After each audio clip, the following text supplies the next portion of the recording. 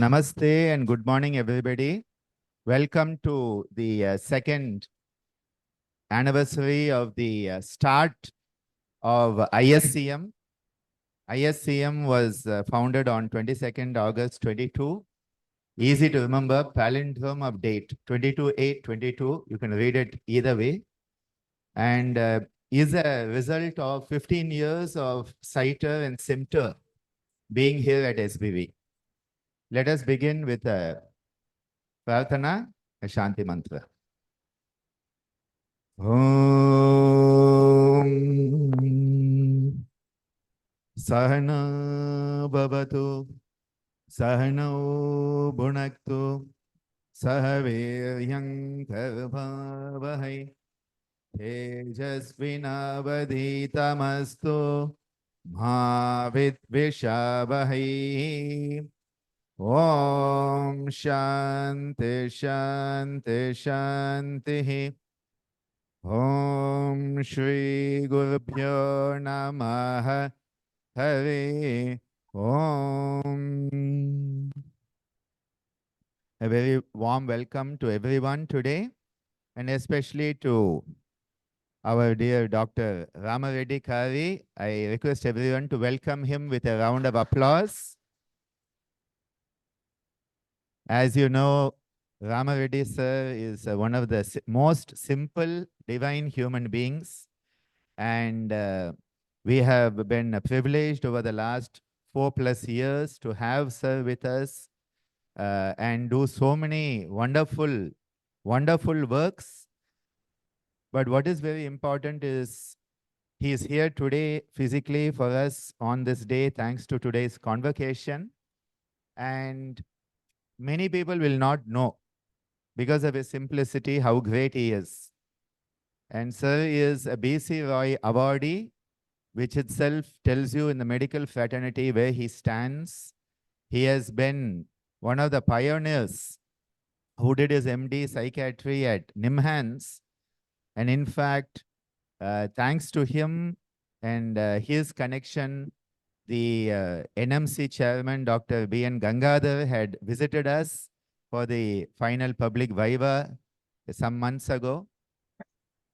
Sir is the director of Manasa Hospital in Raja Mahendravaram, Rajamandri, where I was privileged to visit for their Andhra Pradesh conference of psychiatrists and give a session on salitogenesis in the work we are doing. And I saw the immense respect everybody in the whole of Andhra has for Sir as a mentor, as someone who stands out, as someone who is a leader par excellence. So we take this opportunity to welcome Dr. Ramareddy Kari sir, our guest of honor for today's Institute Day celebration. And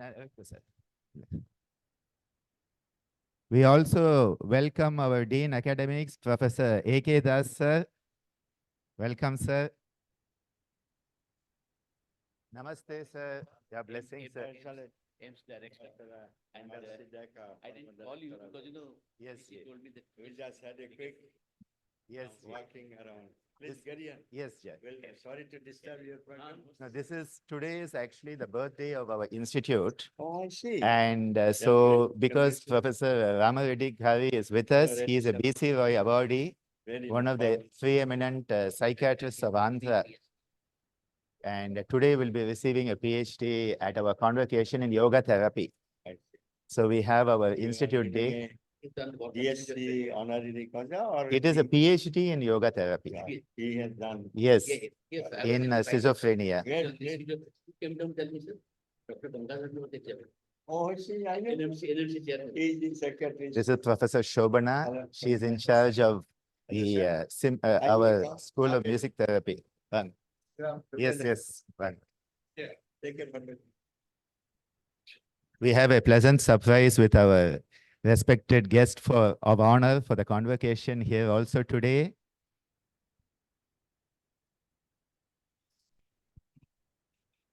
Head of ENT in Jipmer, Pondicherry, Then he went to Delhi, to AIMS.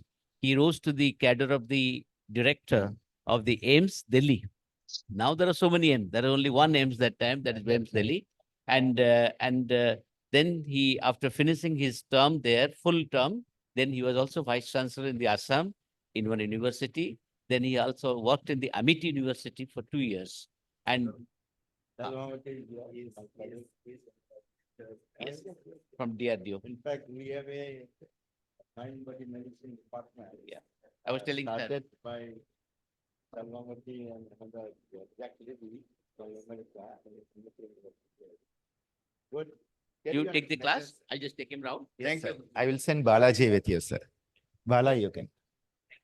Thank you, sir. Student, about your, I mean, not you, about introducing BSc. Very good. Thank you, sir. I'll get it done. Yes, sir. Thank you, sir.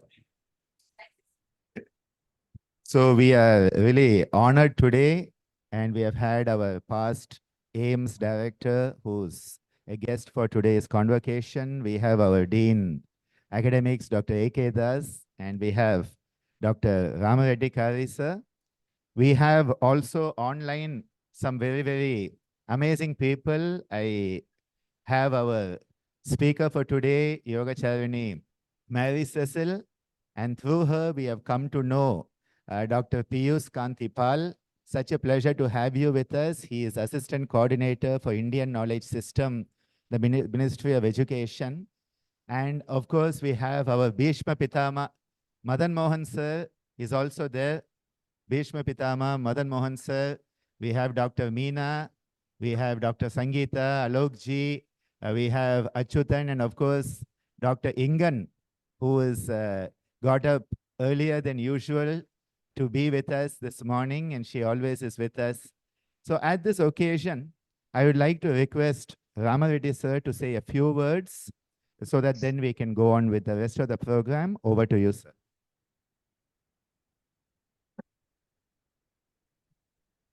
Most respected Bhavanani sir and Meena madam, I'm very fortunate to be their disciple.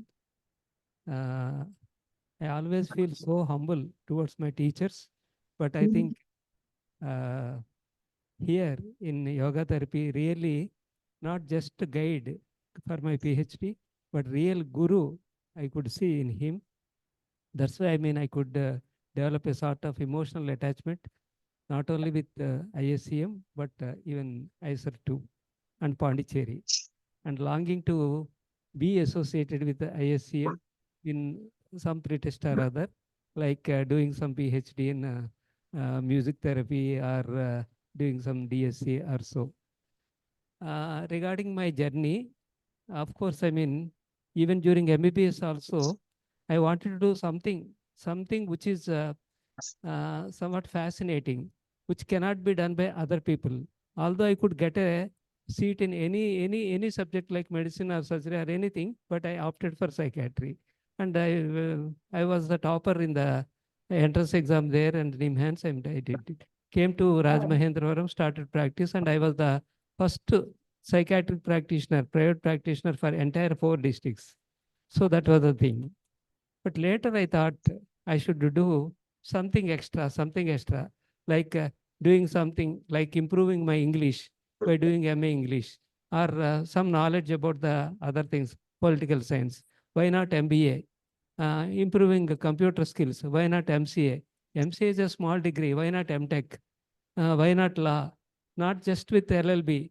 Did 5 LLMs and PhD in law. And teaching is my passion. And I did BED and I did MED and I did education PhD also. Wow. So in this way, things are going on. I was a bit skeptical about yoga. What is this doing some exercise and calling it as a great therapy? So I should, I think, unravel the mysteries behind it. Then I entered into the diploma course in PG diploma course in yoga. Then to excel among my classmates, I always try to fetch extra material. Then I searched internet. Then I found the excellent notes, PPT preparations. See, just like the points 1, 2, 3, 4, 5. Chitta, Chittavrittis 1, 2, 3, 4, 5. Klesas 1, 2, 3, 4, 5. So like that, it's just like a medicine anatomy textbook or physiology textbook, it was there. So then I got so much reverence towards him. And before approaching him, I went to some other institute, great institute. I mean, although I was second among the entrance takers, and although there were 20 PhD seats, they denied PhD seat because of my age. Just because of my age, you should come as a teacher here, not as a student. Then I think it is really my luck to come to Pondicherry, and very fortunate. And really, the ISCM, now today we are going to talk about the Indian knowledge systems. Indian knowledge systems, if any department is there in any university, it is the salutogenesis department, which can handle all the things, starting from Vedas. Yes, we can take. From Upanishads, we can take. And Vasishta Yoga, Yoga Vasishtam, so much material is there. So much psychotherapy, so much can be done with the help of that one. And also Puranas and all. And in music therapy, whether it is the raga which is important, or the lyrics or content which is important. If lyrics are only important, then why should instrumental music help? I think we can compare these things. And difference between various ragas and gamakas, any difference is there in the therapeutic application. So much can be done in music therapy also. And combination of both the things. Combination is only summation or something extra. So much potential is there for ISCM for research and doing this one.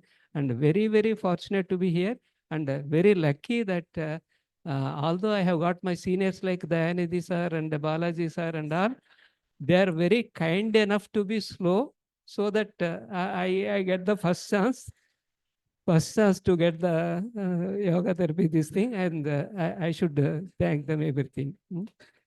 Thank you very much once again.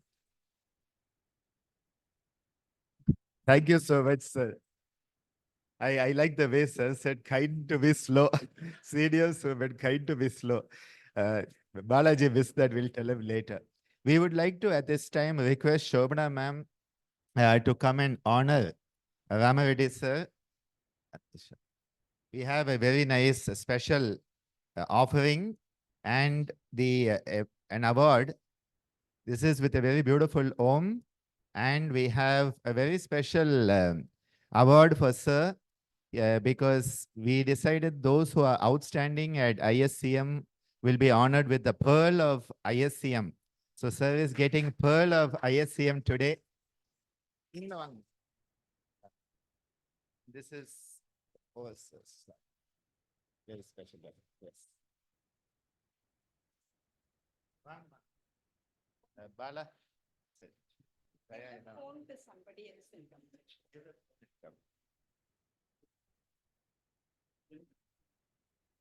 You know, sir is really such an inspiration on what a PhD candidate should do, be, and at the same time, the immense contribution with his seniority for all of us.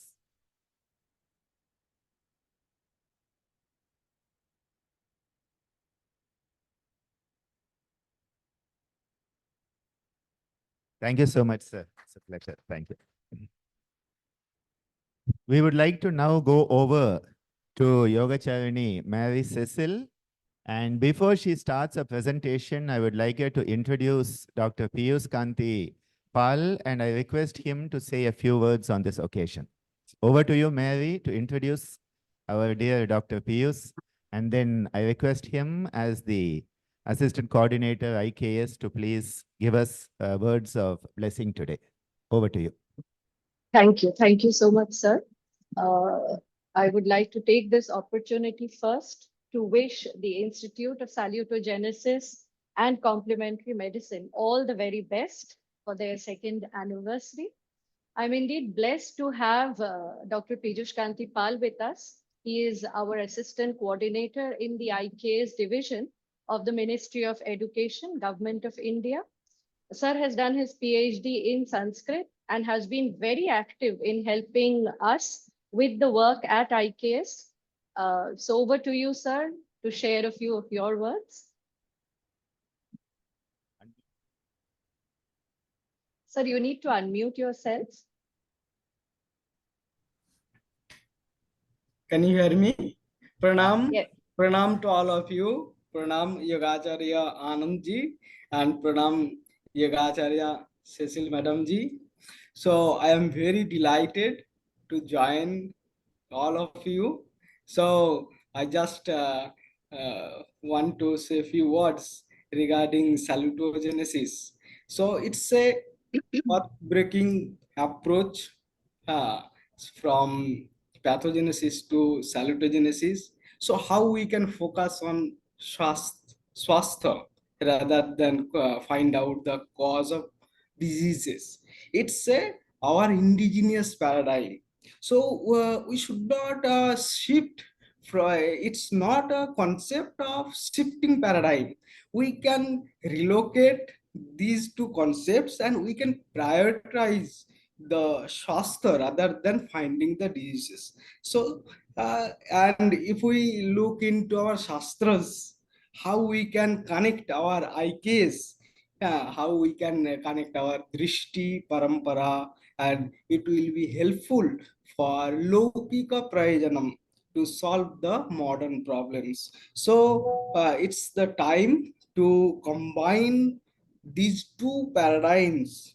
That's important. Combination, the concept of collaboration, not replacement. And I am very grateful to join and Ramareddy sir. So this time in NPTEL course, Ramareddy sir joined. So I am very happy to see you, sir, today. And please proceed.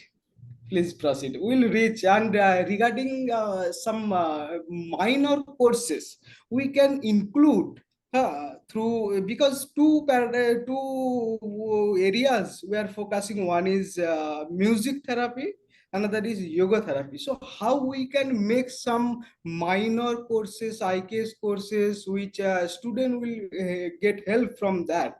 That it's another aspect. Researcher can do that, so you can make those in implementation. Astu. Pranamaha. Thank Astu. you. Thank you so much, Dr. Piyush Kantipal ji.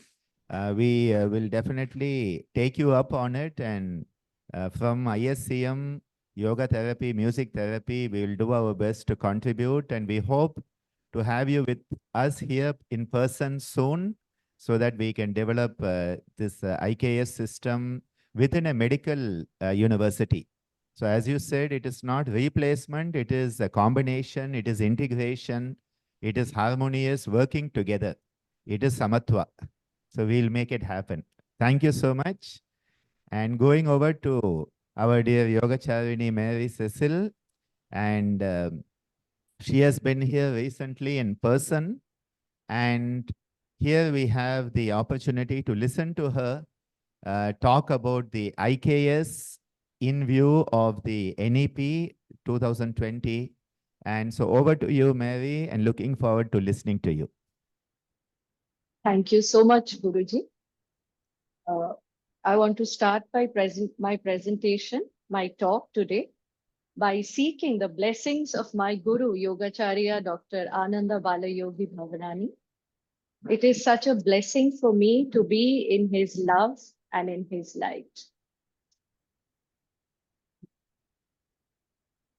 So let us start with a small invocation. So I would invite all of you to kindly just sit up nice and tall and just introvert your awareness to your breath. Let us take a deep inhalation all together and a deep and long exhalation. On the next exhalation, we will be chanting Om together, one round, followed by a small shloka from the Bhagavad Gita. So inhale deeply. Om.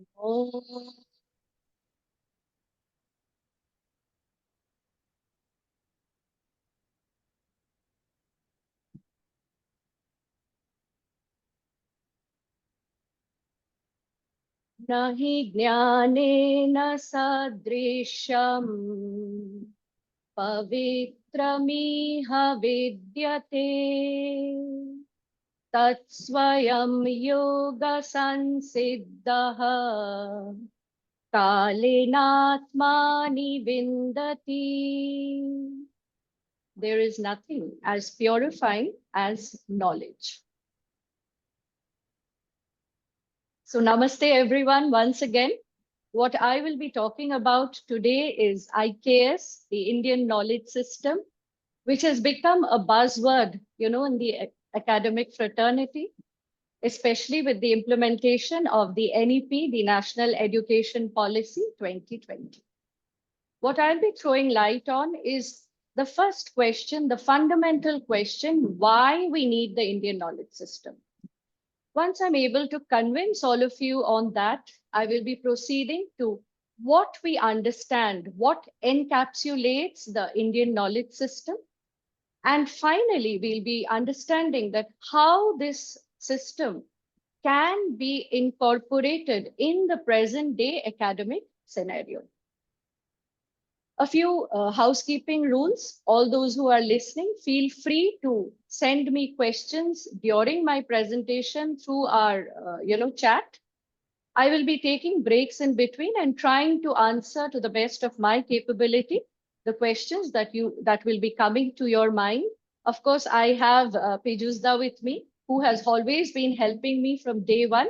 So if I'm unable to answer your questions, I will definitely be throwing it over to him. So going to the why part of IKS, this is a screenshot of the address of Lord Macaulay to the British Parliament in the year, I think, 1835, in which he says that I have traveled across the length and breadth of India, and I have not seen a person who is a beggar, a thief. Such wealth I have seen in this country. High moral values, people of high caliber. The next part is very, very important for us to understand, where he states that I do not think we would ever be able to conquer this country unless we break the very backbone of this nation. So the formal education system that we are following presently, 78 years of our independence, and maybe even before that, has been inherited from these British policymakers. And it is famously known as the Macaulayan system. And what has happened in this is the ancient Indian knowledge heritage has been kept out of the reach of the students. 78, 80 years means it's almost a generation. This is straight away from the IKS website, where it states that India is the oldest continuously living civilization of the world. The Indian subcontinent was the knowledge and manufacturing powerhouse of the world for most of known history. A culture backed by dharma, which emphasized the development of all dimensions of humanity, with an emphasis of living in harmony with oneself, one's environment, and the universe at large. Now, what is apparent from the recent developments is that the current models of development are unsustainable and are in direct conflict with nature. We hear every day climate change, pollution, water pollution, the lifestyle, the food we eat, the clothes we wear, the AC, so many things we use. We are in direct conflict with Mother Earth. The rising inequalities around the world because of this capitalist approach and the failure of the communist socialist approach points to a new paradigm of development, the need of a new paradigm of development. And that is where you, me, all of us Indians come in, because there is an Indian way which is both sustainable and which strives for the welfare of all. If we want to become the knowledge leader, the Vishwa Guru, It is imperative that first we understand our heritage, we learn that which was kept away from us, and then we share this Indian way of doing things to the world around us. It is with this vision that the IK's division of the Ministry of Education was established. Now, as I progress, I'll be sharing stories of all the training that we went through, the fun we had, the, depth of knowledge that we learned. So all that will come in between. I have also kept most of my talk in writing so that, words are not lost because of the difference in our accents.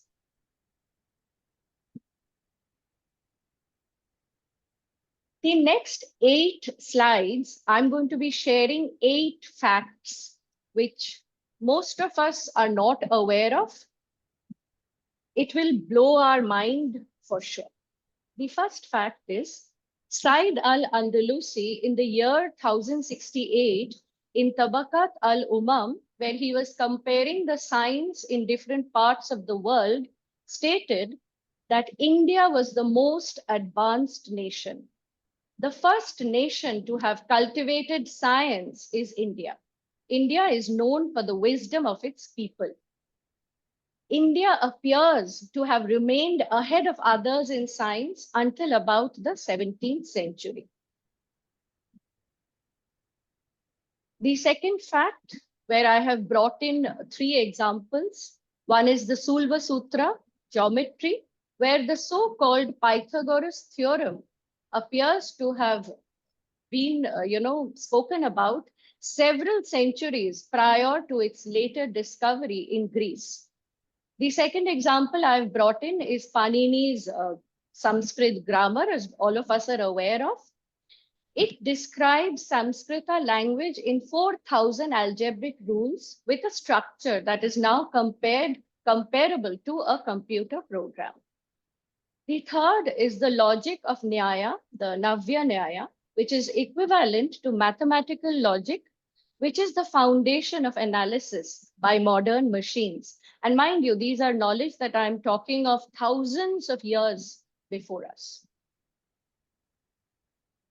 The third fact that I want to throw light on is Kannad's laws of motion, where he speaks about 9 classes of substances, some of which are non-atomic, some are atomic. Every substance was taken to be composed of 4 different kinds of atoms, 2 of which had mass and 2 did not. Very important point here. Aryabhatta, as we all know, postulated that the earth rotates and advanced the basic idea of relativity of motion. Swami Vivekananda took this concept of Kannad to Nikola Tesla, the possibility of conversion of mass into energy, which, in the yoga fraternity, most of us are talking about, are aware of.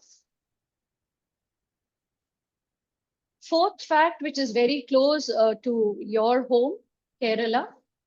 So we normally believe that the infinite series and calculus was invented by Newton and Leibniz, which heralded the scientific revolution. But new research is showing that the Kerala School of Mathematics had already developed calculus over 2 centuries prior. And interestingly, it traveled to Europe via the Jesuits. Fifth fact, Ayurveda uses tripartite analysis. We talk of the 3 doshas, the 3 gunas. And modern logic is showing that the ternary logic is more powerful than the binary logic. This fact may prove to be an advantage in the future development of medicine. 3 more examples I have brought up where we see that Indian ideas were used in indirect ways to scientific advances. The first one is the Mendeleev, who was inspired by the 2-dimensional structure of the Sanskrita alphabet to propose a similar 2-dimensional structure of chemical elements. Second is Erwin Schrödinger, founder of the quantum theory, credited ideas in the Upanishads for the key notion of superposition That was to bring about the quantum revolution in physics that has transformed modern science. And finally, Jagdish Chandra Bose, in his path-taking discoveries, who is considered to be the father of radio science, heralded a new age. Seventh fact, Indian sages studied the transforming power of fire. It was known that lightning bolts had electricity. Indian technology, which was quite advanced, was used in mechanical devices, engineering, art, and civil projects.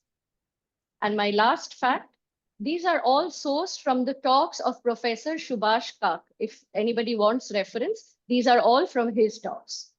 The phenomenon of consciousness is the frontier from the perspectives of biology and physics. Upanishads speak of two kinds of science, one about things and concepts and their mutual relationship, the jiva, the jagat, and the higher forces, the aparavidya and the paravidya. So with that, I will now go into the next part that I want to talk about. I'll take a small break if there is any question. I'm not being able to see the chat box. But if there is any question, please let me know, sir, so that I can take a break and I can answer it. Now, when I have done this presentation a few times before, I had students question me that, okay, madam, great. India was great. They did great things. We are all aware of that. You are throwing more light, which is making us proud. But what is its relevance today, right now? And that is exactly, what I want to speak about. The emerging patenting regimes. And I'm sure most of y'all in the world of research will be aware of the patenting, the US patent on neem. Neem is our indigenous wisdom. You go to any Indian house, you don't even need to go to the, so-called educated youth. The grandparents, the older people will tell you what are the benefits of neem. Yes or no? Interestingly, that is patented by US. The same thing was happening with turmeric. I mean, no Indian curry is complete without the use of turmeric, haldi, right? Thankfully, CSIR, we were told they had to spend some crores of rupees to revoke that patent. Now, evoking patents on indigenous wisdom is vital to preserve Indian traditional knowledge and prevent cultural and economic exploitations. The need to document and patent indigenous knowledge to protect against biopiracy, uphold national pride. India must prioritize building scientific data on traditional treasures to safeguard them in the global arena. And anybody from the field of Ayurveda will accept with me, because a lot of things which are there, as Guruji knows, I have cured myself, treated myself through Ayurveda, but a lot of it is not accepted in the present day modern medical fraternity due to lack of evidence.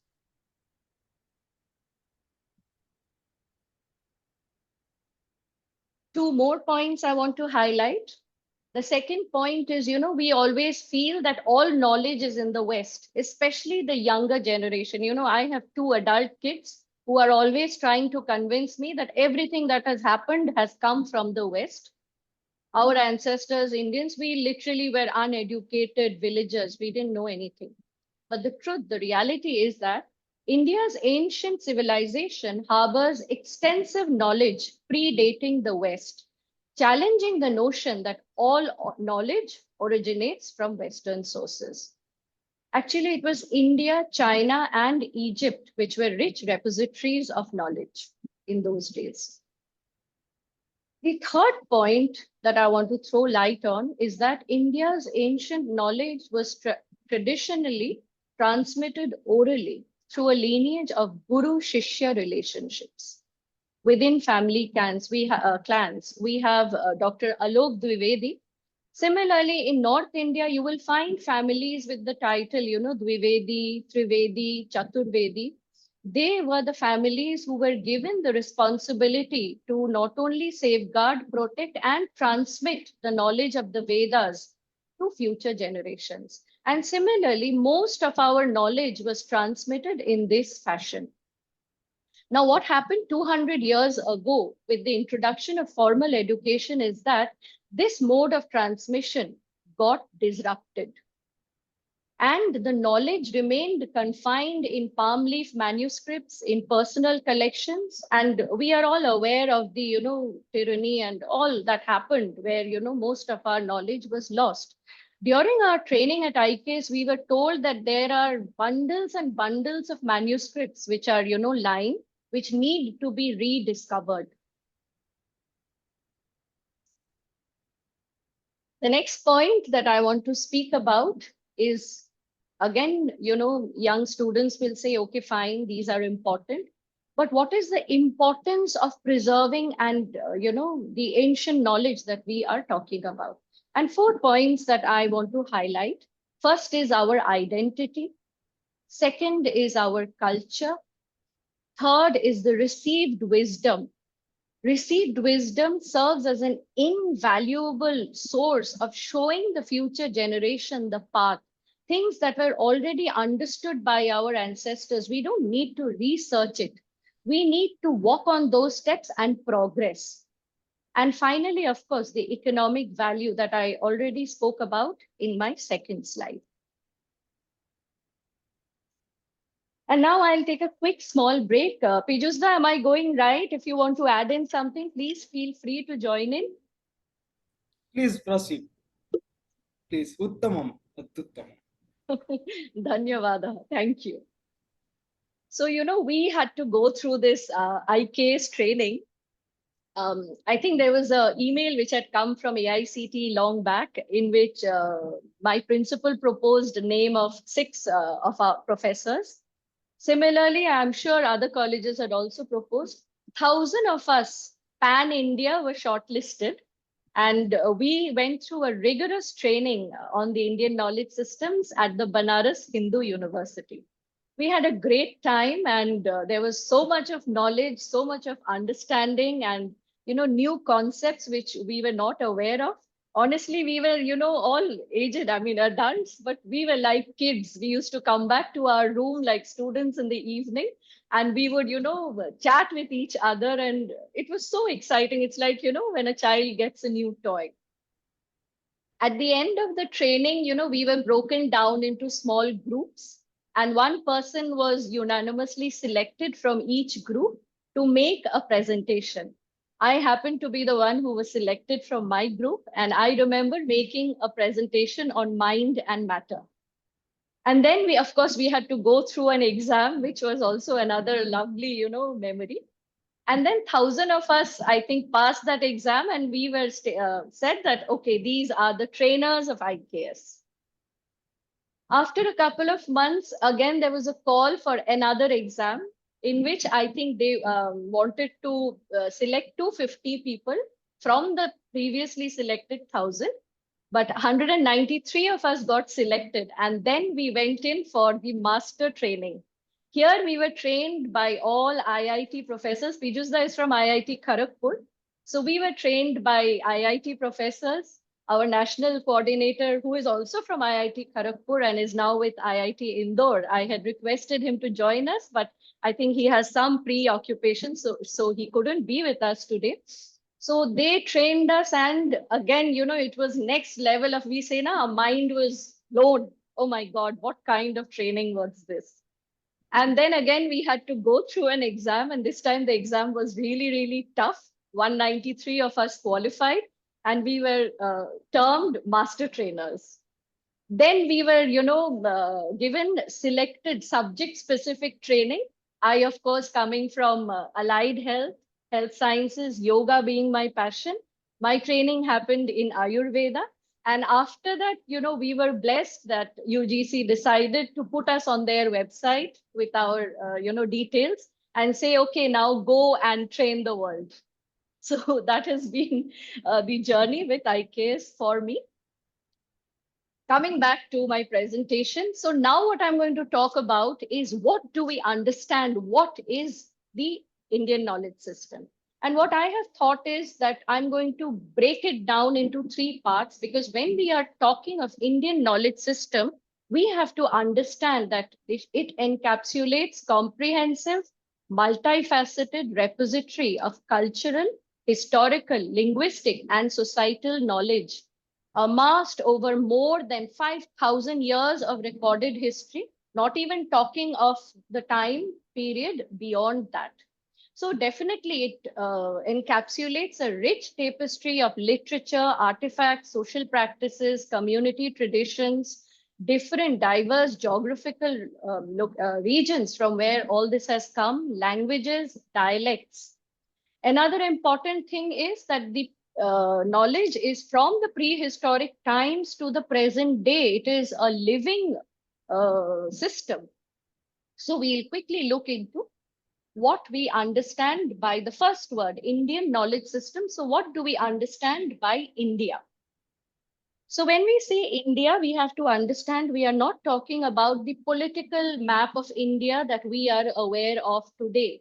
5,000 years ago, when we spoke India, the knowledge spread from maybe right up to Afghanistan down to the Southeast Asian countries, parts of Mexico. So this is the whole geographical region that we are considering when we are talking about India. All of us must have heard about Akhand Bharat. So this is exactly what we are trying to specify when we are saying India. 2 examples again I want to bring in. The first example is Chanakya. I'm sure all of you have heard about. Can I have the camera turned to the audience so that I can see the audience, please? So the first example I want to talk about is Chanakya. Interestingly, Chanakya studied in Takshashila. Takshashila is in the northwestern region, somewhere in Pakistan, Afghanistan, in the western part. And he was instrumental in establishing the Mauryan Empire, which is somewhere in this Bengal, Bihar, Pataliputra. So that was the span. Now think, there was no mobile, there was no WhatsApp, there was no internet, there was no telephone. I doubt if there was a postal system also. So what kind of system did they have that they were able to, travel and share their knowledge so much? The second example I have brought in is about Panini. Again, Panini is from Gandhara, Gandhar, which is again, Afghanistan, northwestern corner. And he influenced the thinking of people in the entire country on Sanskrita. So points to think. The next point I want to talk about is another aspect, that is, only such knowledge synthesized, codified, and made available by the Indians is considered Indian knowledge. So not only does it speak of the geographical region, you have to be an Indian by birth. And why we are talking of this is because in those days, India had some of the very famous universities. We've heard of Vikramshila, we've heard of Nalanda, and so on and so forth.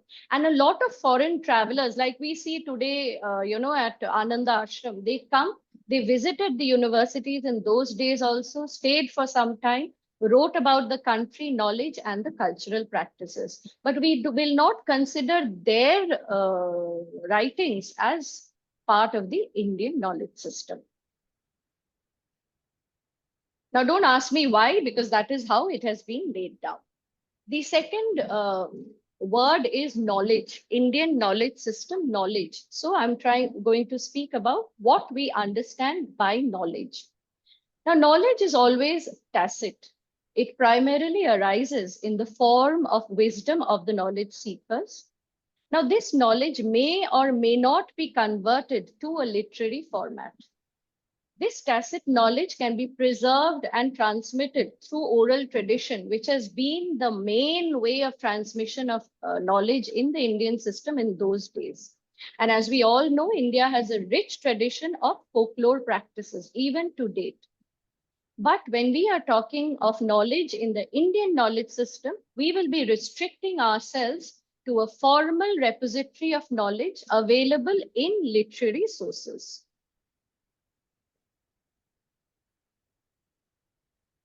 The third point that I want to speak about is what do we understand by system?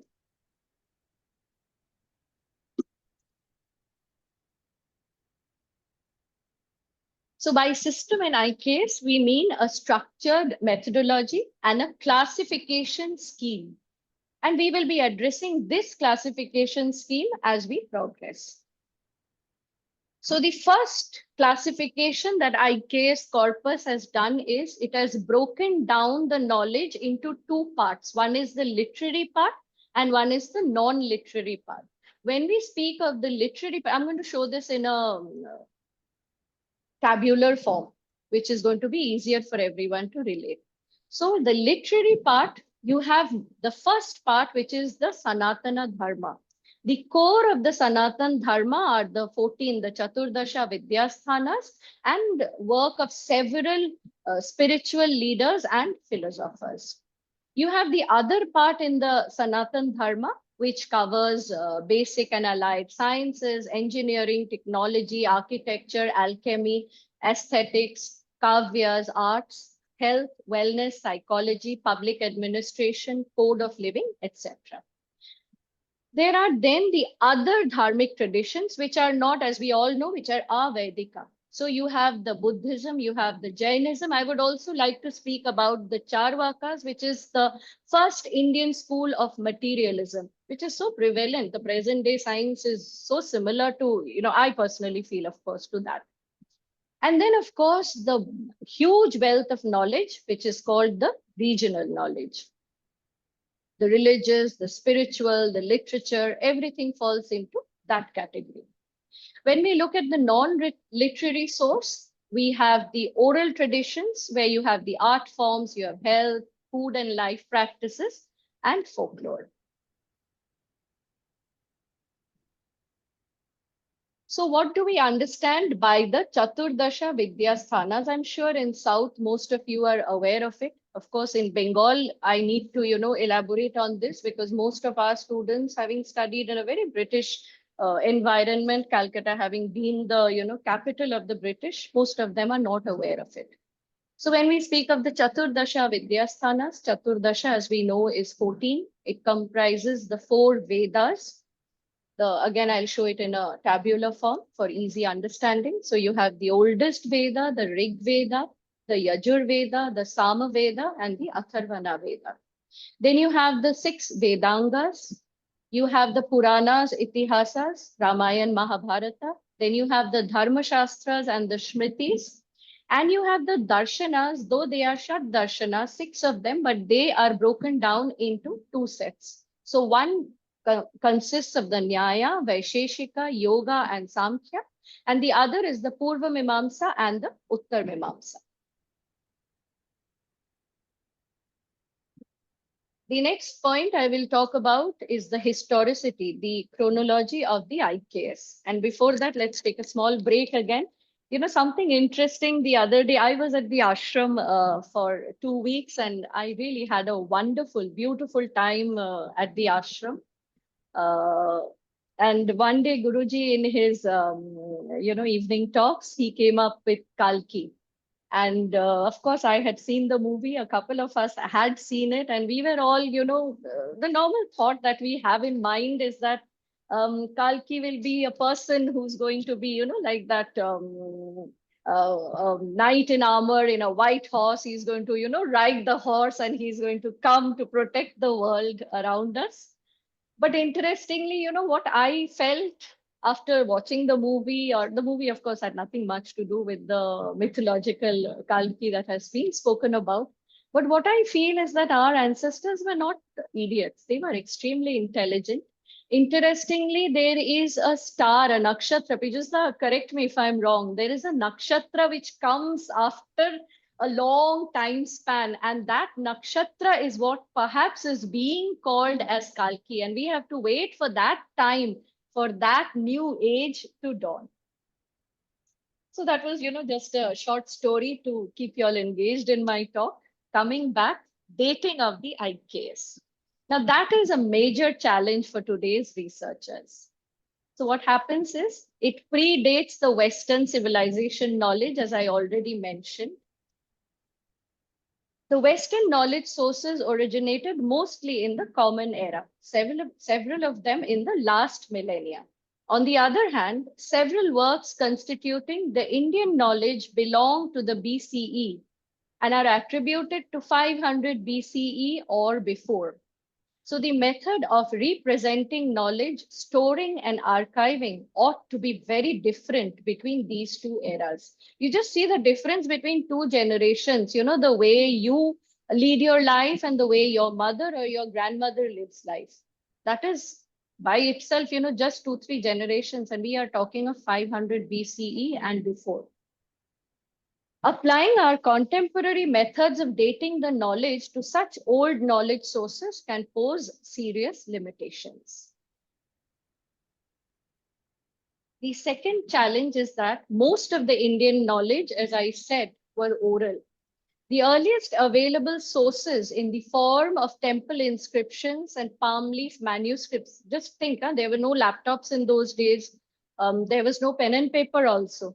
So you have temple inscriptions, you have palm leaf manuscripts, which are often considered by contemporary researchers as reliable. In this manner, the dating of the Indian knowledge becomes conservative, approximate, and much later than what ought to have been its original date.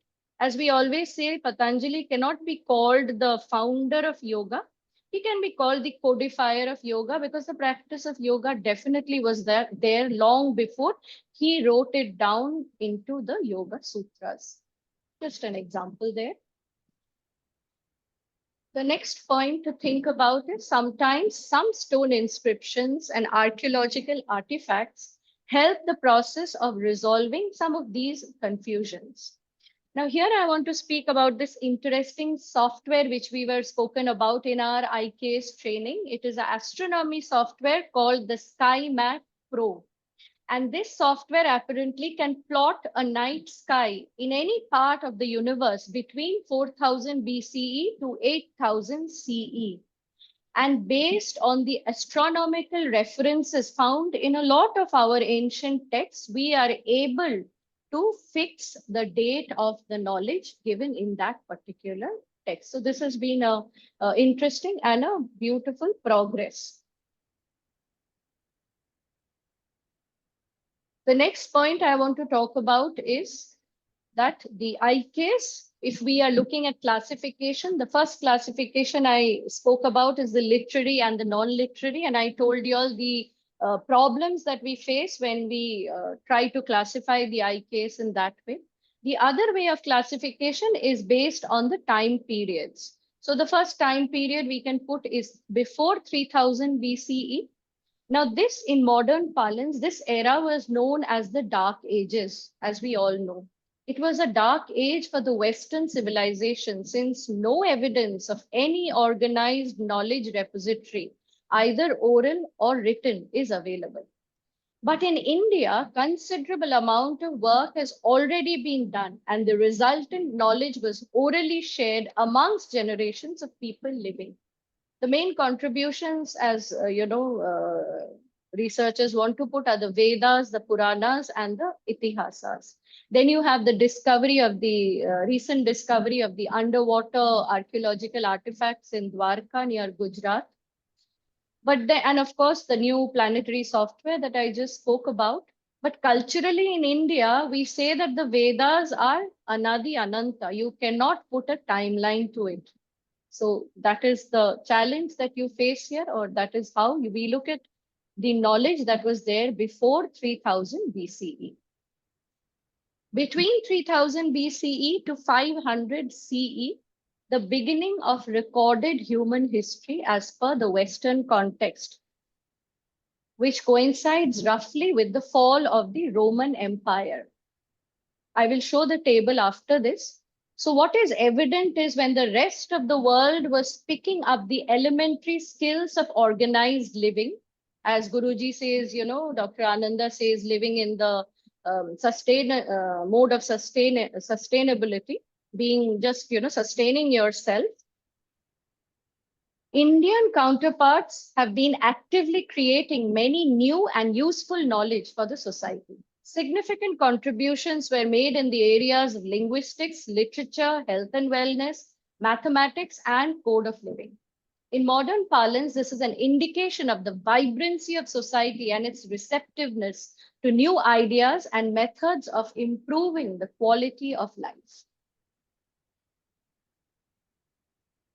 500 CE to 1800 CE. During this era, Indians made significant strides in the areas of mathematics, astronomy, philosophy, and spirituality. And we have the best temple complexes. We have rust-free iron pillars in open grounds, musical pillars in several temples that are apparent at what level of architecture and technology our ancestors were aware of. And also there have been several advances in the fields of alchemy and metalwork. So this is the tabular form. As you can see, before 3000, we put the Vedas, Puranas, and the Mahabharata. 3000 to 500 CE, 3000 BCE to 500 CE.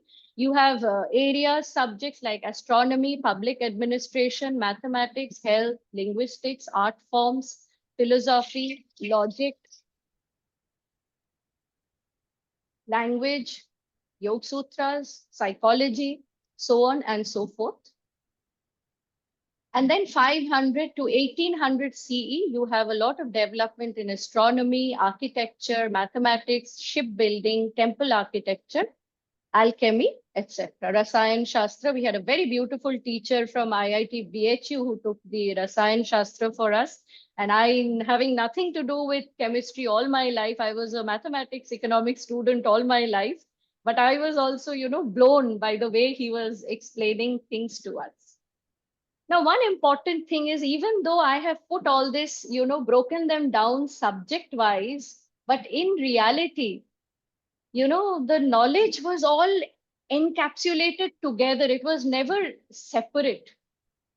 So the nuances of an oral tradition, which are the unique aspects that we need to consider when we talk of IKS, in a written tradition, there is scope of being elaborate. So you can really write pages, you can make thick books, you can make documentaries, so on and so forth. But in an oral tradition, the entire knowledge has to be transmitted orally, and it has to be kept in one's memory, right? So when we look at the Yoga Sutras, it is just 195, 196 sutras, each sutra pregnant with meaning, right? And you are free to actually, analyze and understand what we call manana, to understand what is the underlying meaning. So the oral, mode of transmission, it had to be concise and specific.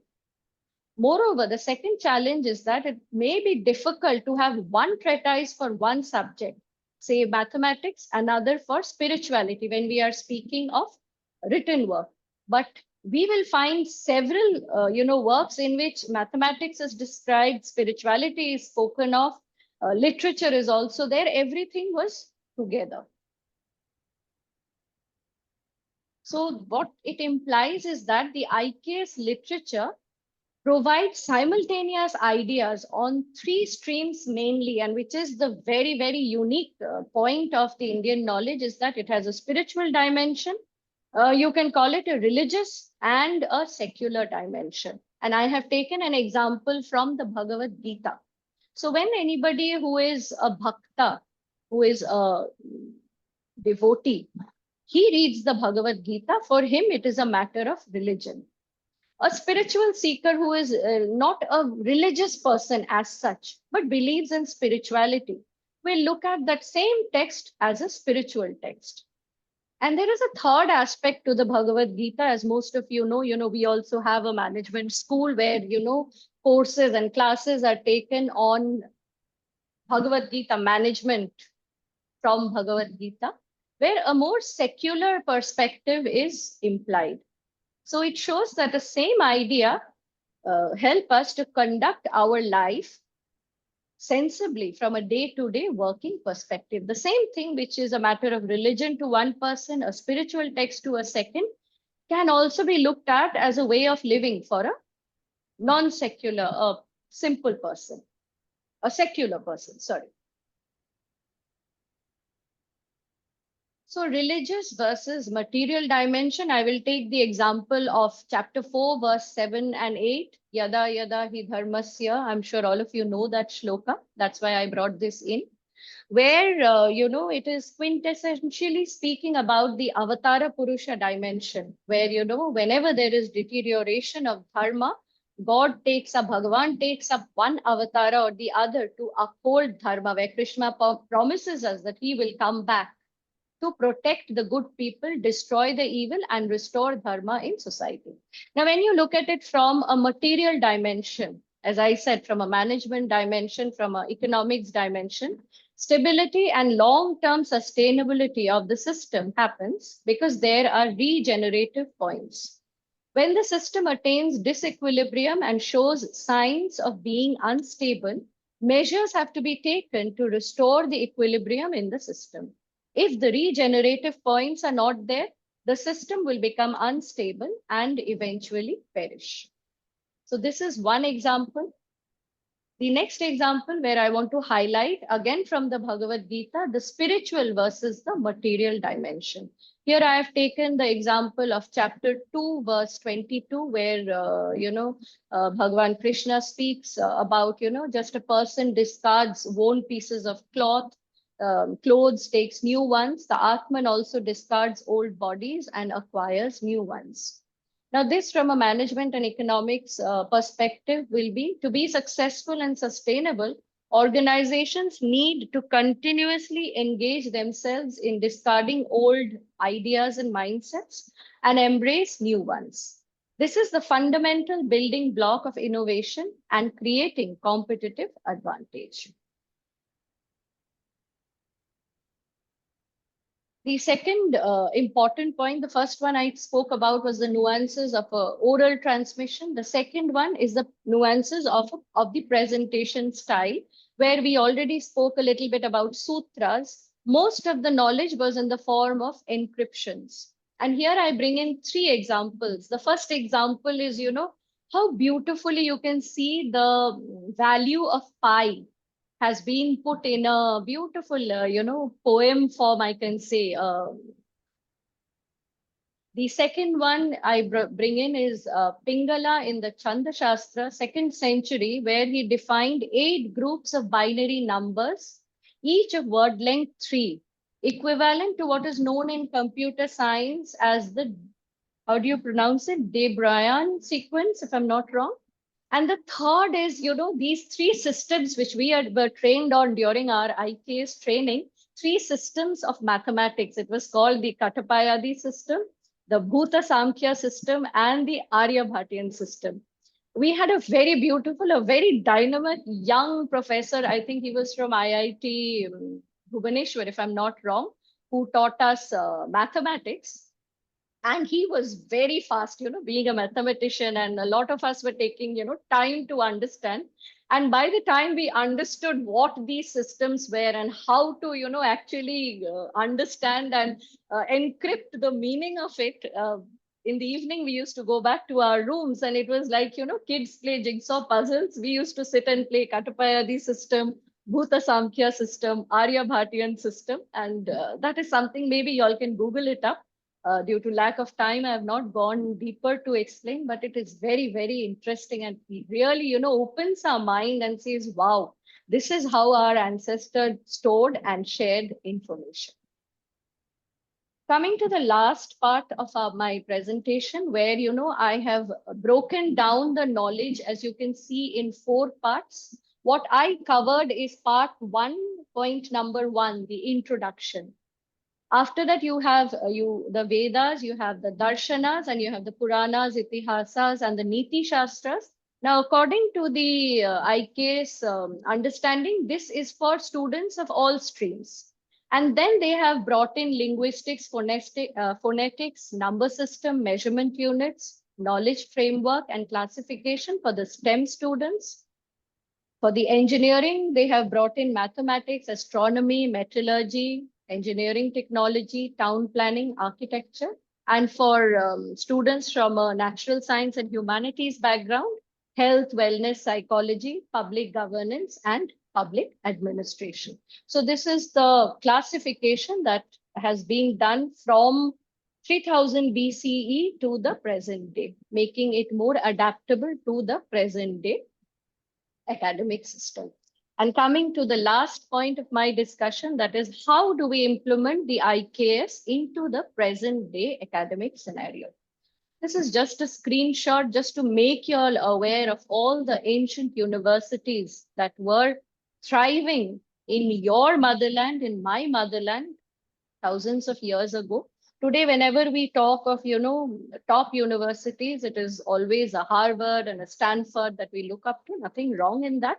But what is important is that if we make use of the ancient knowledge that is still lying, we've lost a lot of it, but whatever is still lying, if we are able to research and use it, maybe we can, aim to become the Vishwa Guru that we are all aspiring to be. So why do we need to revisit our national education policy, NEP 2020? 78 years of independence. I think the NEP education policy was first framed in 1986, almost 34, 36 years ago. And there's a lot of change that has happened in these 36 years. In those days, I doubt if there were computers and internet the way it is used today. Lifestyles were different. So pointing out a couple of points here, from its ancient roots to the modern era, the Indian education system has been shaped by the national education policy. In the past, our education was deeply connected to civilizational values, cultural heritage, and spiritual traditions. It was a holistic approach aligned with our swabhava and our swadharma, our inherent nature and our personal duty. However, colonial education disrupted this connection, causing generations to lose touch with their foundational values and heritage. The NEP 2020 recognizes the need to revive this connection by placing the Indian knowledge system at the center of education. And this is copy-pasted from the NEP 2020, that the aim must be for India to have an education system by 2040 that is second to none. And these are some of the highlighted points where IKS has been spoken about in the NEP 2020. I'm not going into details. Anybody who has interest can just, search it on the internet and read through it in more details. So the vision of the IKS division that I have understood is that it promotes interdisciplinary research on all aspects of the Indian knowledge system, with the objective of preserving and disseminating the Indian knowledge systems for further research and societal applications. Vijayasda, is this the latest one? Because this is what I had with me. Yes. So this, On yes, subnet, it's okay. First. yes. Sir, would you want to speak about it? Please up. Bhavati or Bhavati. Okay. So this is the conceptual map of the IKS division, where you can see they want to bring it in the school education through the NCERT, then into the HEIs through the AICT, UJC, and the FDPs. And then, of course, you have internships, national youth conferences happening. And then, of course, the research where you have, knowledge resources. One very interesting thing is the IKS wiki, very similar to, what we have Wikipedia that we open. So IKS is also planning its own wiki, and they are asking us for, material to upload on that. Evidence-based material, definitely. So that will be a nice repository for future students. And finally, institutions where we can set up IKS centers. The impact of the IKS division till date, this is where we stand. There are 53 centers, 88 research projects, 5,200 plus internships, 80 plus FDPs, workshops, conferences, 50 plus courses at the undergraduate level, 100 plus scholarly publications, 2,500 plus books digitized, IKS Wiki has started, as I already mentioned. 75 plus videos, AIR programs. I think, Dada, this will get updated a bit because I will just go to the next slide. And this is a link that I have shared. This is from our IKS website, where all the lectures and videos, the good ones, as you can see, is this page visible to everyone? Yes. Yes. So you can see mathematics, Indian calendar, Indian astronomy, Ayurveda, martial arts, maritime traditions, music and dance. This may be of a lot of interest to ISCM.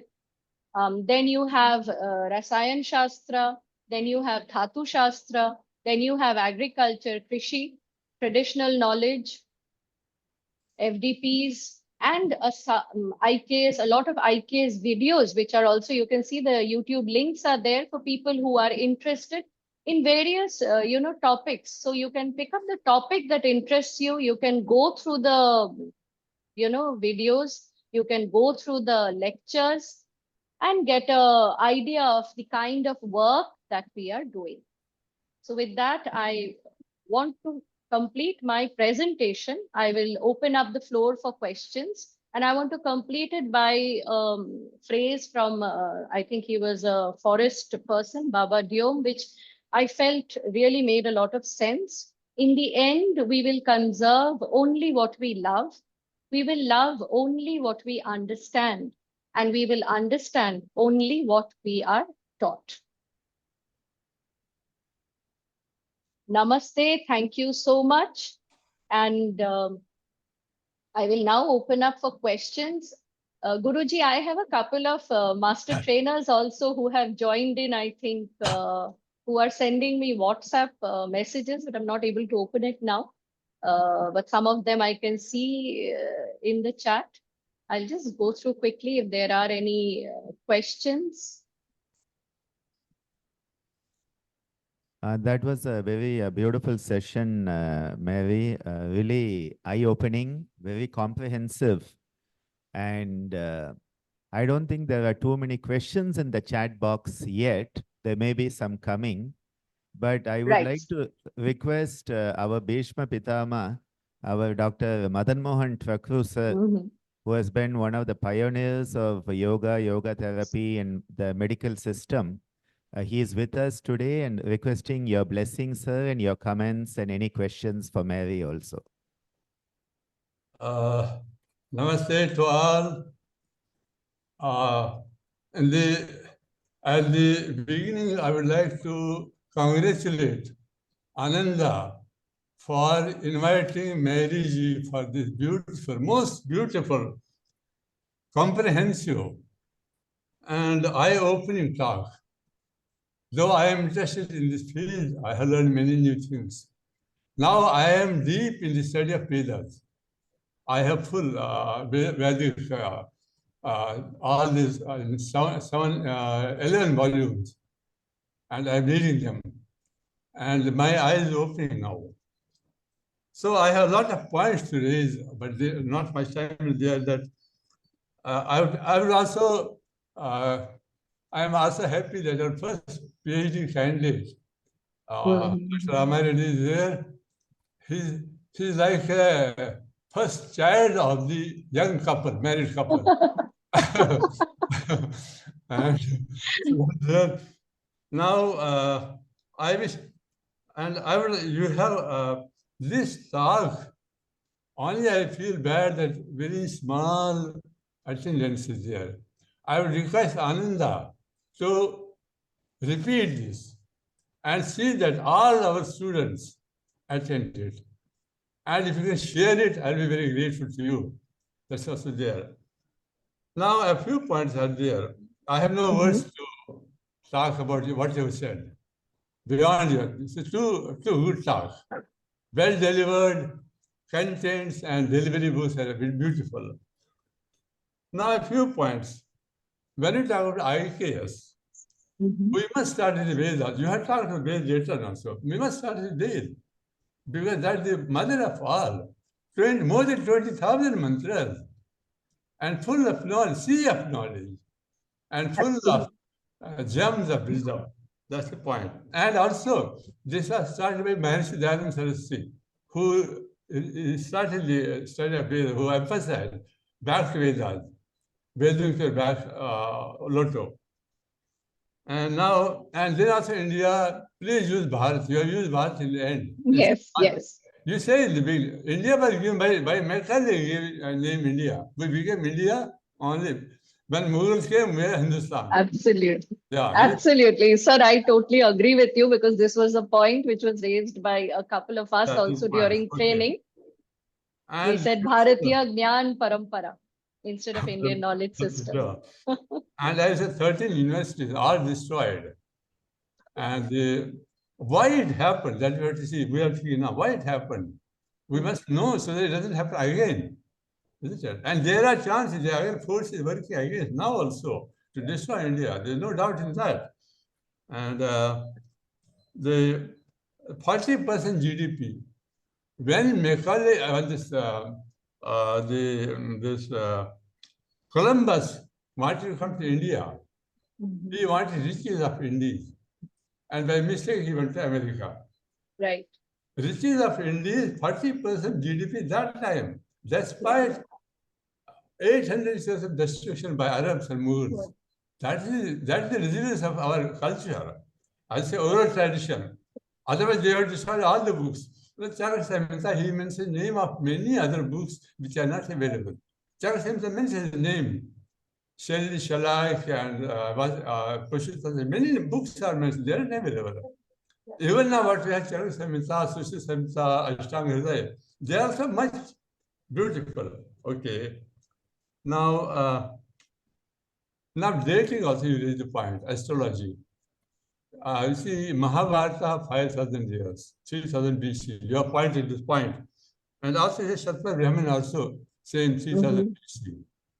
And Ramayana, probably anything between Yes. 7 to 10,000. Yes.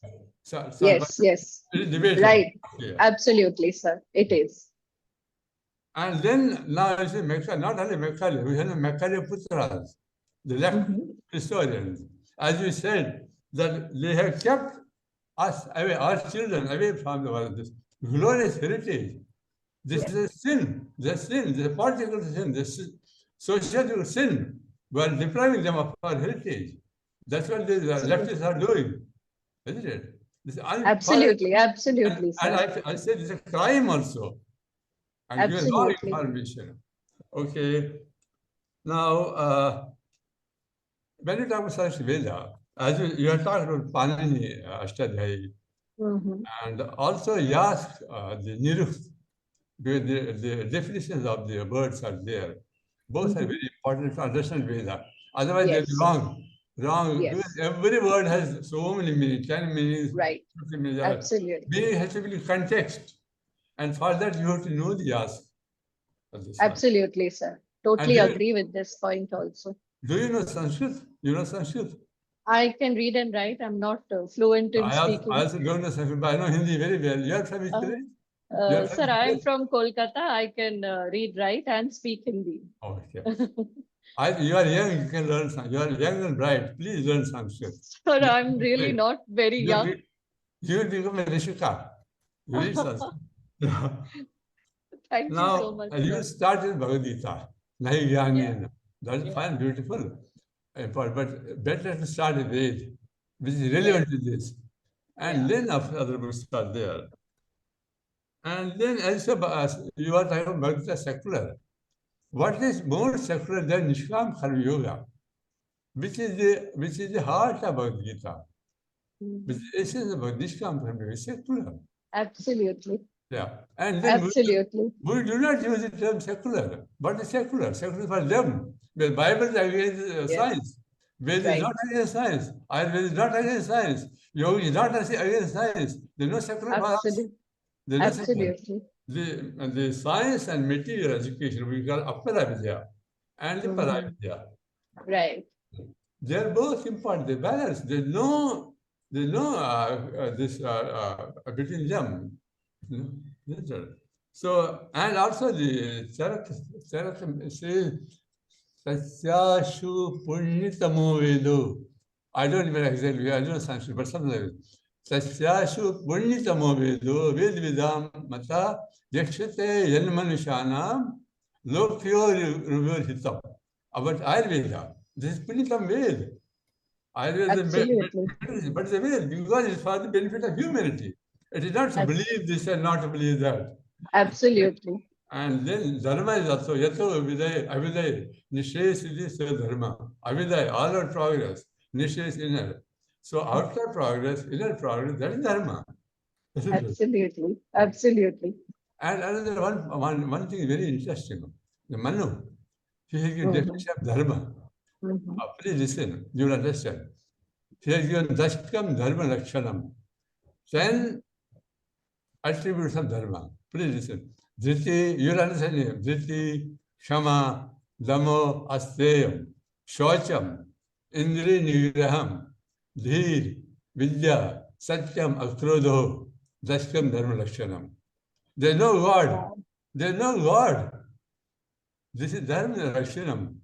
And what can more secular than this? We don't use Absolutely. we don't use them secular. It is for them. And this is the point. And I think I will take back the word secular. And I'm going to say belief system versus, India, which has always been a place for seekers. and also why? Because we had deprived our children of our Yes. gracious, bountiful heritage. It's very important. And it is Sanatan. It was, it is, it will be. Eternal. Sanatan means it never changes. Now there's a Right. controversy is old and you just remove it. Like day and Veda Mantra, I don't remember exactly. Ahorate, something like that. Like day and night. Yesterday was day, then came night. Tomorrow again day. Same, it is continuous. It does not change. That is Absolutely. Absolutely, sir. Thank Eternal. you. everlasting, never, ever changing, but ever same. Absolutely. That is Sanatan. Absolutely. So it looks Such like a, you, such sir. a, Ever such- changing, but ever the same. I am very grateful for the staff. Ananda, please do it again once more. Definitely, sir. Awesome. Definitely, sir. This is the Thank you very start much. of many such occasions. And the moment I came to know that Mary Cecil is, a master trainer in IKS, I said this is definitely a window of opportunity to bring it into SBB, because our university is definitely looking forward to developing a lot of IKS activities. We had a collaborative meeting with all the disciplines of dentistry, medicine, physiotherapy, on how there could be collaborative research in the health sciences.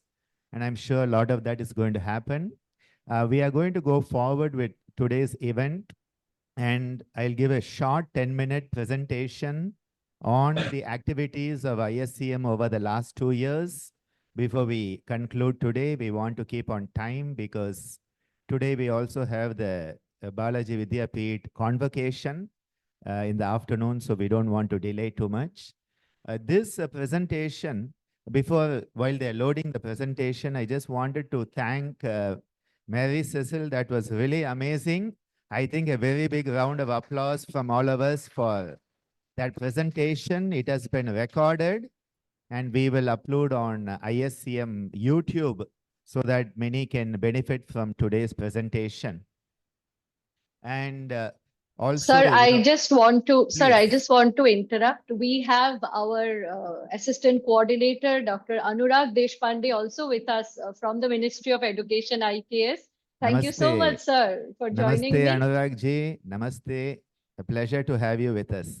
Namaste, namaste. It was a wonderful presentation, Mary ji. Thank you so And, much, sir. Most of the time only you have listened to me. It is now the opportunity I have listened to you.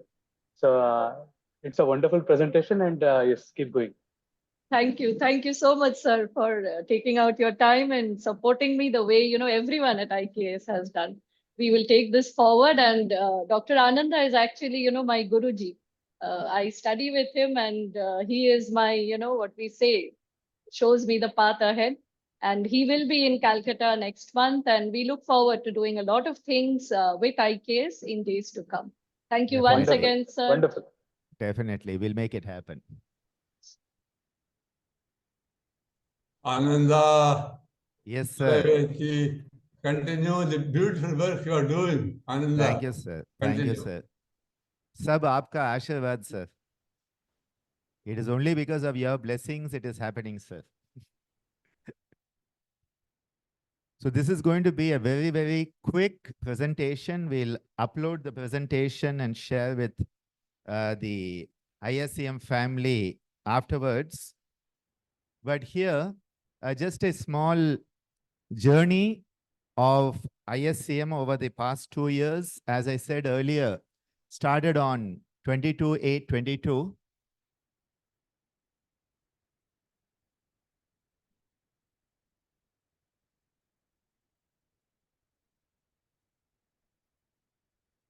And so this is our team. As you can see, currently a 12-member team. And then we have the School of Yoga Therapy, Music Therapy, our patrons right down from the Chancellor onwards. Wow, our advisory board of ISCM from all over the world in the field of salatogenesis, yoga therapy, music therapy. The inception, which was inaugurated by Dr. Bhushan Patwadan ji on 22nd August 22. Recognitions internationally are there and institutional recognitions. And I think this was a very special moment when Avishai Antonovsky, son of Aaron Antonovsky, put ISCM on the map. He is the one who put that green ISCM there to say, yes, now salatogenesis is there in India. And recently, the Best Institute of Yoga Therapy Award, which was received, Best School Award, Memorandum of Understanding with different universities and growing. And especially special one is with Gurudev Shri Ravi Shankar ji. Lot of events starting from the centenary year of Aaron Antonovsky, our international conference of yoga and music therapy in promoting salatogenesis, wellness through yoga therapy, wellness through music therapy, salatogenesis and holistic health. Again, our annual faculty development programs that have been going on. We have different international workshops, the Heritage Festival, the Music Therapy Week, which now we have been celebrating for 2 years, our different conferences and keeping the young people at SBV agile through the SBV Yoga Mahotsav. And thanks to Ministry of Ayush that we are one of the 100 institutions for the IDY for the last 2 years. Alliance Francaise, Antonovsky's 100th birthday. You can see the smiling team here. Many of them are still here smiling. Not yet stopped smiling. Okay. And regarding IKS, we had a brainstorming session. Madan Mohan sir was also with us with all the heads of institutes at SBV to take it forward. Of course, celebrating the women always as is important in our culture. Christmas has also had a beautiful celebration you can see with all of us. And the course commencement of different batches and different batches have farewell. You start, you end, and then there are freshers also coming in. Celebrating the doctors, Global Yoga Therapy Day, Yoga Chikitsa Symposium, Indo-US, the music and yoga therapies for self-care and stress management. It's a very good program we offer for the corporates as a corporate program and consultancy. The 10th IDY at the iconic Gandhi statue, Pongal celebrations, Saraswati Puja celebrations, the conference on yoga for women empowerment, faculty development in yoga, music therapy and palliative, training of trainers, Teachers' Day. This was a special honor which during the IYA event, our members were given the Yoga Chikitsa Acharya and different events. You can see the faculty development and our off-campus, the Chennai campus having a yoga therapy OPD also now, and different representations of the faculty on different committees. You can see in the center there, this was the event in Andhra, thanks to Rama Reddy sir, which we had. And then the different events by our faculty members in yoga therapy, music therapy, both nationally and internationally. And the Kalo India, where our yoga team is very active, Lifetime Achievement Awards, the webinars, Heart for Your Hearts, Best Teacher Awards, the Helica, where our team from music therapy was invited to give a session in the Free University Berlin. That was another highlight.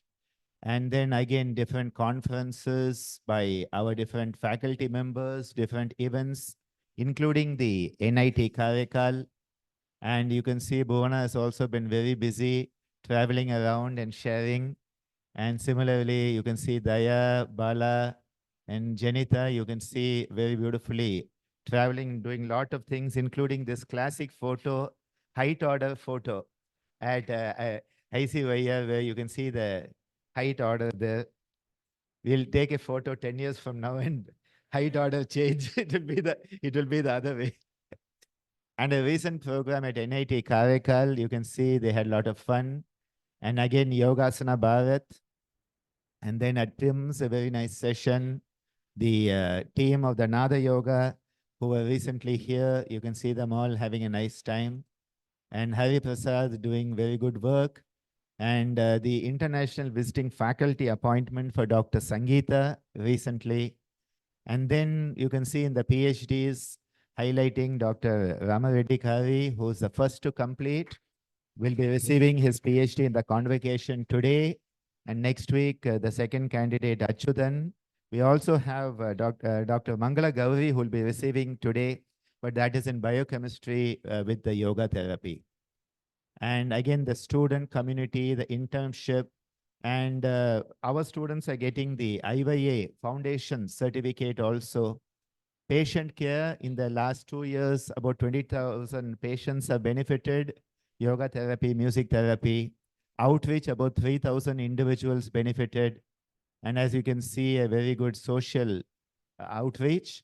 And here, this is a slide I'm very happy to share, where you can see the publications in the last 2 years. Now, I think this deserves a good round of applause, because this is what really counts towards all the NIRF and other ratings these days. And publications again on Nada Yoga, and then our yoga therapy, the therapy, music therapy, and the salutogenic approach.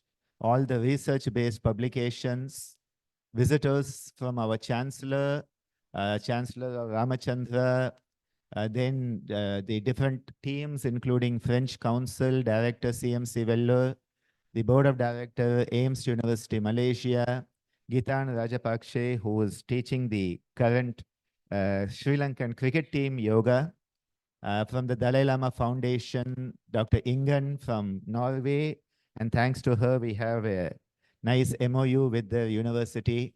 The Romanian ambassador, Art of Living team, now we have the MOU.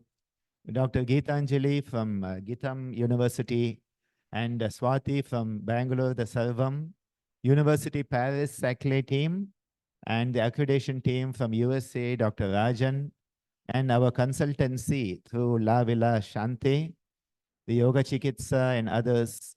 And you can see how so many outreach programs taking it into the community, both at different institutions like Bharatiya Palagalai Kodam, Mother Care Foundation, and others. And again, our own students here getting the awareness, and at Satya Sai also. And again, participating in interdisciplinary outreach with the pediatric department for the breastfeeding awareness, the school places, and then our very successful Nada Yoga program in Delhi with the Dalai Lama Foundation. And in the courses, the fundamentals and all are there. Nilachal definitely deserves a good round of applause. Lot of activities he's been doing. And Hari Prasad as a student and now as a faculty, and all of them at ICYR for the conference. And then again in Yogasana, Anjali, and in Taekwondo, we have our Abhinandan. And then the Yoga Chikitsaka recognition of IYA for so many of our graduates from here, which is a very special one for us. And ending with a word of gratitude to K.R. Seduraman sir, who opened our mind to salitogenesis. And his definition of healing is so beautiful. As one of the most eminent medical doctors of the country, becoming whole is what healing is all about. It's not about just curing, but about healing. And again, along with AK sir, Seduraman sir, and the whole team there at the entry to ISCM, saying thank you to you in many languages, I would like to acknowledge the role of Janita and Balaji in preparing this PPT. They put it all together so that they saved me time and I could do a good job. So thank you very much.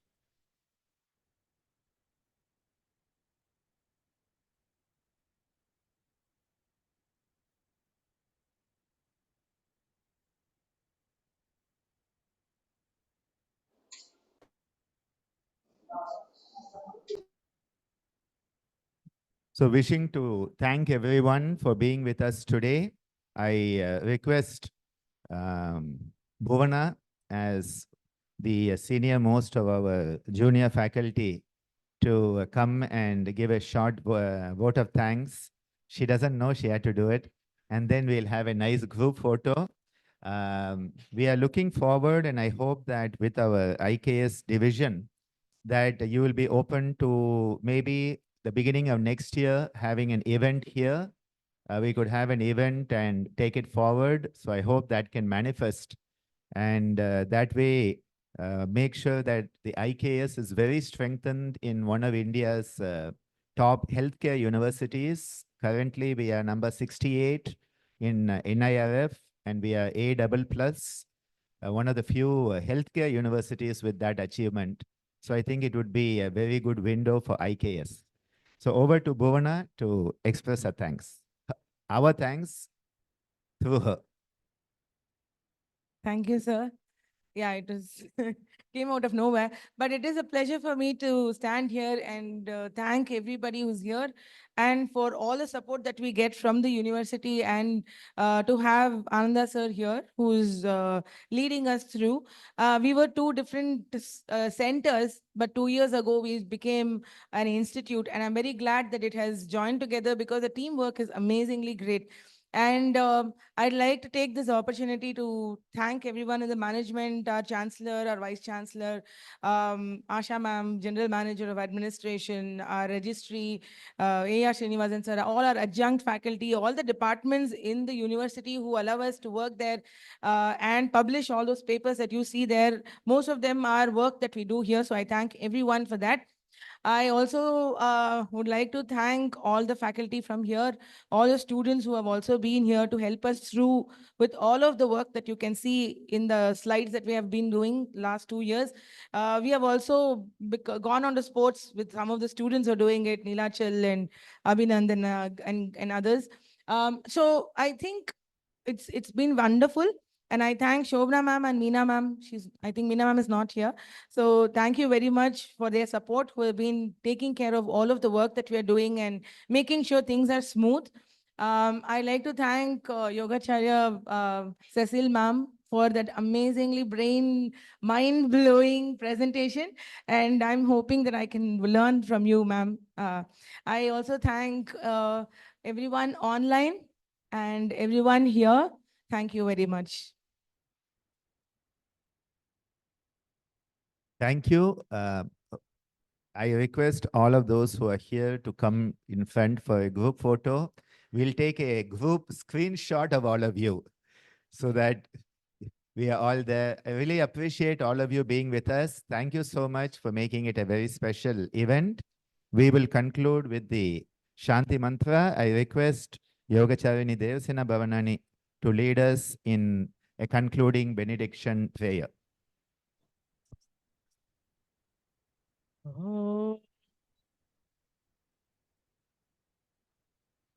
लोका समस्ता सुखिनो भवन्तु सर्वे जनाः सुखिनो भवन्तु ॐ शान्तिः शान्तिः शान्तिः ॐ